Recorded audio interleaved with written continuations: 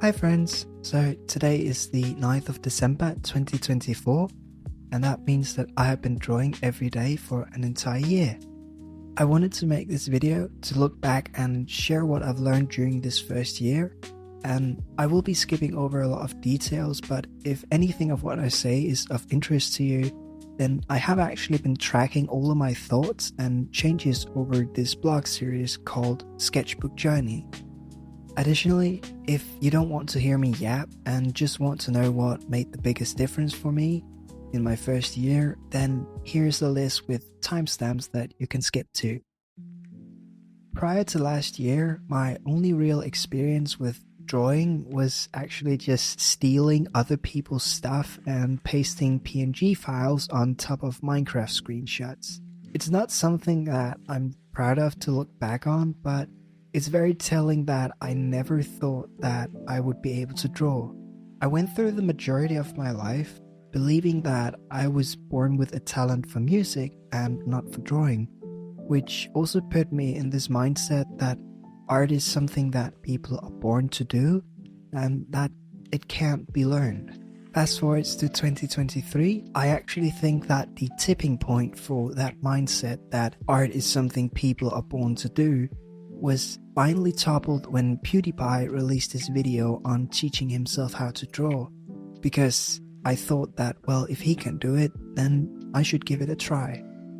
So on the 9th of December 2023, I went to my local supermarket and bought a cheap sketchbook and pencils, and I started drawing.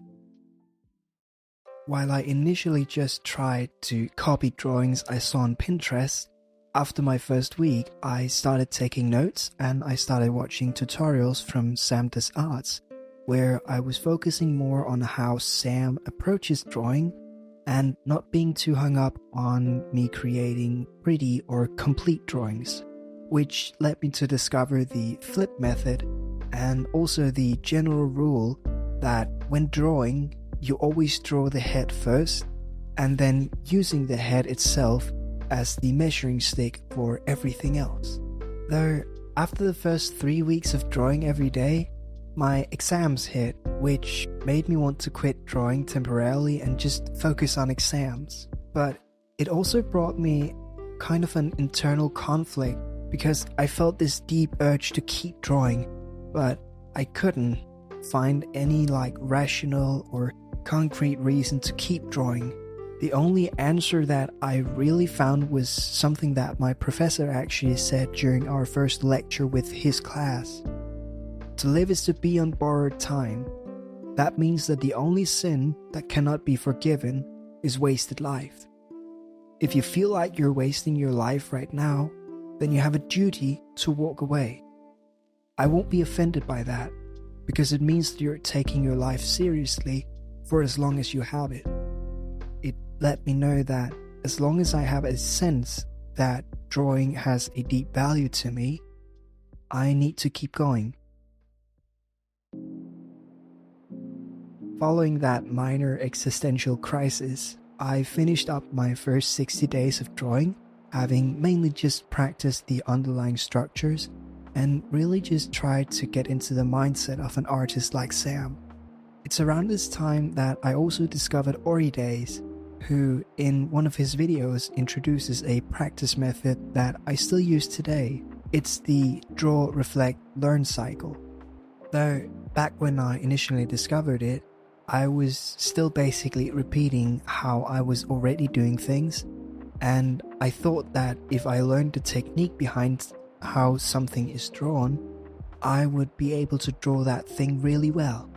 It was first around day 87 that I started shifting more away from this idea that if I know the technique, I can draw it, because even though I felt like I knew how to draw a head at this point, I got so frustrated with how inconsistent my drawing were. The thing about drawing that I have been missing is that technique is a great foundation, but to get better at drawing, I will need to keep drawing what I want to get better at over and over again. So from this point on, I kept drawing using references. I tried to break down the complex shapes of hips and hands down into simpler shapes, and I would generally still be using the exact same approach to learning that I had been using since day one. The only major change to occur is actually on day 142, when I found an ongoing experiment called 10,000 hours on YouTube. The main thing that I learned from watching their videos was the introduction and use of the Pareto principle, which states that you can draw 80% of what you want to draw by learning 20% of the basics. From this, they point out that the 20%, so to speak, can be divided into 5 pillars. There's composition, then there's value and light, there's color, then there's form and perspective, and there's technical ability with tools. With this in mind, I started trying to actually use boxes a lot more. I will say that at first I thought that these boxes are what everything else should be drawn around, but I didn't quite realize at the time that using boxes like that makes all of my characters and poses seem really stiff. So from that point on, it was really just a lot of trying to practice the same things over and over again using the same approach. And at the time, I didn't quite realize that I was actually getting stuck. So for a short period, I kind of stepped away from what I was doing, and instead I picked up Scott Robertson's book, How to Draw, while also experimenting on the side with doing some digital drawing. For some quick context, I actually used to play Osu. I was using this small Wacom tablet, and while I was cleaning out my dorm to move, I actually found it again. So I bought Clip Studio Paint, and I think the biggest blessing and also sort of the biggest curse in digital drawing to me is that I can make individual layers, which now allows me to actually hide my mistakes. And I feel like on the one hand, it allows me to create pieces like this Ruri Dragon fan art that I'm super proud of, but it also makes it a lot more difficult for me to pinpoint my repeat errors and what I need to improve on in general. On day 268, I discovered what is called quick sketching, that is used in fine arts and still life drawing. And at a first glance, quick sketching and normal sketching don't really seem to be that different.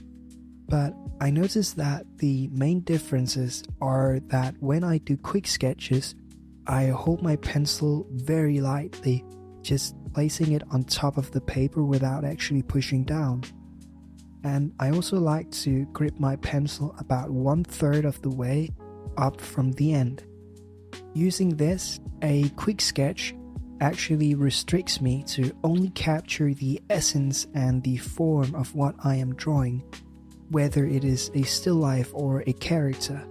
And what this means is that the structure and the flow will always stay the priority, and any details that I would like to add actually have to wait until later. So using quick sketches, I finally felt that I was starting to overcome the issue that I had with using boxes, where my drawings would look really rigid and stiff, and I especially think that my drawing of Aoki on day 292 is a really good example of this. However, looking back on the full drawing that I did on day 330, I realized that all I was doing is making copies of others' work, which actually bothers me quite a lot, as even after almost an entire year of drawing, I still feel like I am severely lacking. It's really kind of been nagging me, that this feeling of not having made any progress at all, because if someone removes the reference from me, then I'm pretty much dead in the water, and my drawings, they just plummet in quality and in confidence. Shortly before reaching a full year of drawing, I finally changed up my old method of learning. Kind of. because I realized that I had unintentionally forgotten to use the draw, reflect, learn cycle in an active way, as I have been using it more as a passive thing that's just kind of there. So this actually catches us up to where we are today, the 9th of December 2024. I've changed my approach to learning slightly by using what I like to call benchmark drawing, in a way to force myself to actively use the draw, reflect, learn cycle as a tool. So the first step is to draw a specific thing from memory alone, so you're not actually allowed to use any sort of reference. The drawing will serve as a benchmark for the current skill level that we are at. And I personally also like to limit myself that I will only compare my own work to benchmark drawings. So when it comes to asking a question like, is my art good? I can only compare it to benchmarks. It's really something that I do to avoid making unfair comparisons, as someone like Oridays has been drawing for 5 years, and so he's pretty obviously going to be better at art than someone who just completed their first year. The next step is to reflect on my mistakes by pointing out what I think or what I sense is looking off. I don't need to be able to explain why it looks off or why I sense that this is off. All I need to do is point it out. And the third and final step is to learn. Learn by trying to explain it to myself. What exactly is it that the creator of the reference did differently compared to mine? From here, I repeat the process by making another benchmark drawing. I can always look back at my very first benchmark drawing that I did for the head, which was made on day 5, and then I'll compare it to my current benchmark drawing of the head. This part is a bit more vague, but that's mainly because it's an accumulation of many smaller things that make up this large difference in my first year. But I will say the biggest thing in here is definitely taking notes inside of my sketchbook and not keeping my notes separated from the sketches. I noticed that even though almost all of my pages look like an utter mess, this isn't something to shy away from, as learning itself is a very messy thing.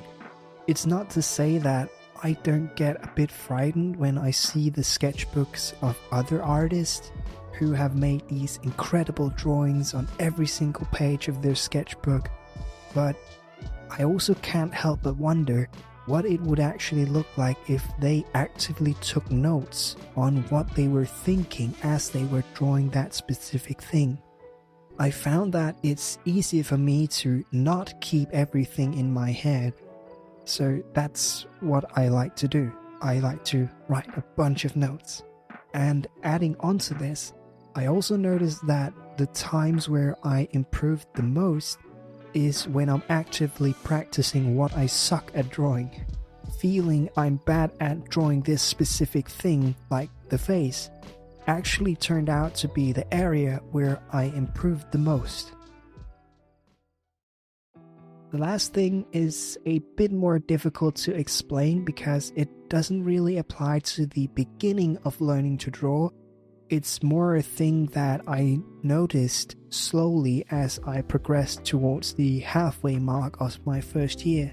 Going on Pinterest is really great for finding references, but when I'm trying to learn something specific, I often feel that Pinterest overwhelms me with information that is really difficult for me as a beginner to pick apart from what is good and what is bad.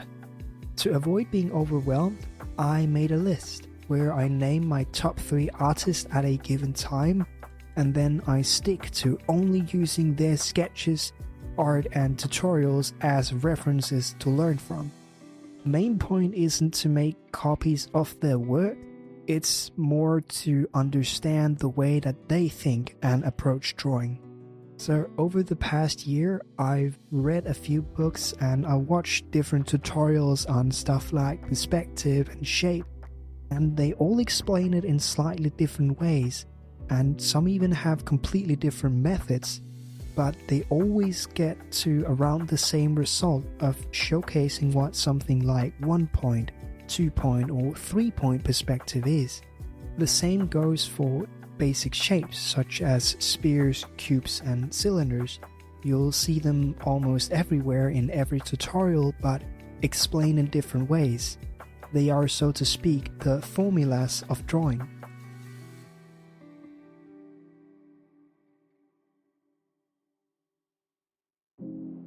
And that's an entire year. I plan on making recaps here on YouTube, but I will mainly just be updating my blog series every 60 days, which also brings me to the last part of this video. If you somehow found this video on YouTube, thank you so much for watching. I hope you have a great day. But if you're watching this on Planet Minecraft, then please stick around for just one more minute. I'm not particularly good at saying thank you to an entire community because it feels so impersonal to just say thank you community. But I still want you to know that your support for me posting my blogs to a website that's literally made for Minecraft and just having my journey be welcomed with feedback means so much to me in real life and not just online. I've been a member of Planet Minecraft for almost 13 years, and I have changed a lot during this time, so I really wanted to say this with my own voice for once, and not just be text on a screen. Thank you, Planet Minecraft, as a community. I also want to give a very special thank you to Igor. It's really rare that I meet people online who actually take time out of their day to give a stranger on the internet the detailed and helpful feedback that you provide. And words can't express my gratitude that you actually stick around even when I fail in random projects that never go anywhere or when I succeed with something else. So, to you specifically, thank you, Igor. I am deeply grateful and hope for your continued support. Let's have another great year of drawing.